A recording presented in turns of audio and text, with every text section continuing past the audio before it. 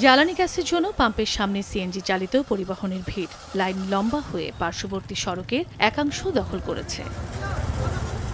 সুনামগঞ্জ জেলায় মোট ৩টি CNG refueling and conversion station রয়েছে, যার মধ্যে দুটি জেলা শহরের মধ্যে এবং অপরটি ছাতক উপজেলায়। গত ১.৫ মাস ধরে বন্ধ Cynthia CNG refueling and conversion station. এ কারণে চাপ পড়েছে অপর pump Balaka CNG refueling and conversion স্টেশনের ওপর।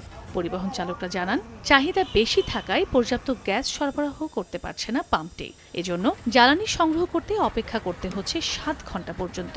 এতে বেড়েছে ভোগান্তি। পাম্প একটা বন্ধ হয়ে গেছে, তারপরে আপনারা এই পাম্পে গ্যাস প্রেসার পাওয়া যায় না। রাতে ৩টার সময় তো আইলে পরে ৪ ঘন্টা ৫ ঘন্টা বইয়া গ্যাস লইতে হয়। ভাড়া গাড়ি চালাই আমরা হুঁশে না, ৫০০ টাকা রুজ দিয়া ওরে ইনকাম নিতে পারি না, খাওয়া দাওয়া সব বন্ধ।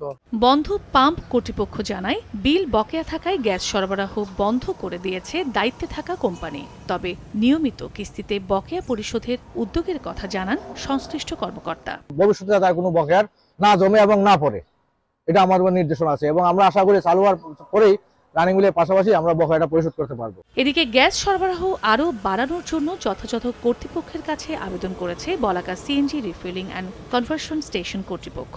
আর চলমান সংকট শিগগিরই নিরসনের আশ্বাস স্থানীয় প্রশাসনের। আমরা সরকারের কাছে জোর আবেদন আমাদের এটি যে যদি এখন আমাদের আবেদনের পরিপ্রেক্ষিতে আমাদের লোডটা বৃদ্ধি করে দেওয়া হয়, বিশেষ করে লোডটা বৃদ্ধি করে দেওয়া হলে সুনামগঞ্জে কোনো সমস্যা থাকবে না। ফ্লো যাতে একটু বাড়ানো যেতে পারে সেই বিষয়টা আমরা চেষ্টা করছি এবং সেই পাম্প কর্তৃপক্ষ এটা আবেদন করেছে।